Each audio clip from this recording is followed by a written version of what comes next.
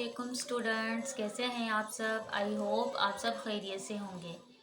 आज हम केमिस्ट्री की 9th क्लास की केमिस्ट्री के चैप्टर नंबर 4 के most important and repeated MCQs की बात करेंगे। हम यहाँ पर वो एमसीक्यूज़ डिस्कस करेंगे जो कि बार बार रिपीट भी हुए हैं और मोस्ट इम्पोर्टेंट भी हैं और 2024 के पेपर में भी लाजमी इसमें से एमसीक्यूज़ आ सकते हैं। तो आइए आज की हम अपनी वीडियो स्टार्ट करते हैं।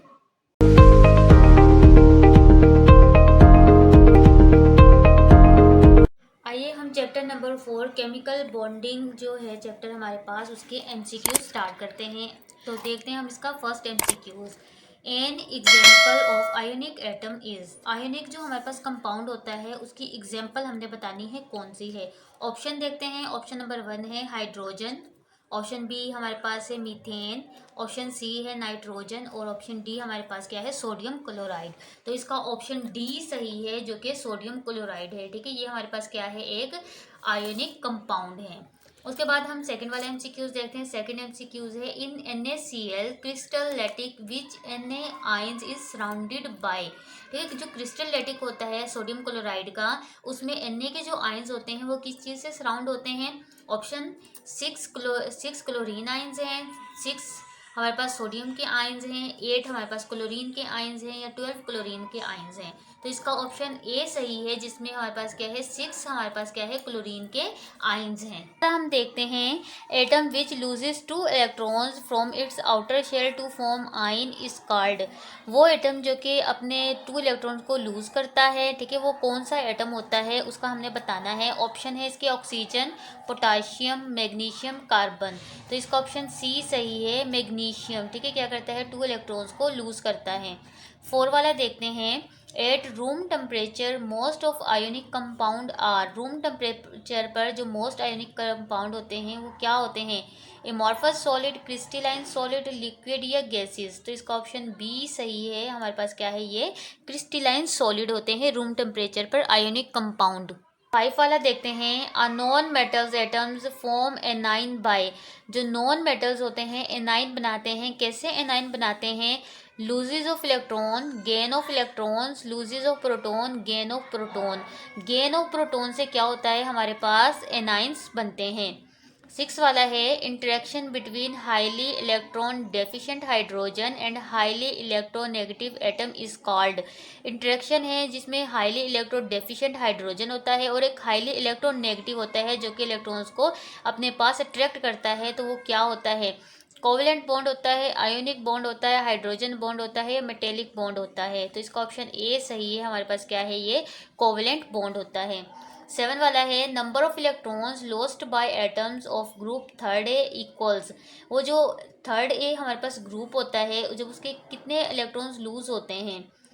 फर्स्ट में हम देखते हैं 1 इलेक्ट्रॉन, 2 इलेक्ट्रॉन्स, 3 इलेक्ट्रॉन्स या 4 इलेक्ट्रॉन्स। हमने पढ़ा है कि जो थर्ड ए ग्रुप होता है वो 3 इलेक्ट्रॉन्स को लूज करता है, 2 ए ग्रुप होता है तो वो 2 इलेक्ट्रॉन्स को लूज करता है। तो इसका ऑप्शन सी सही है।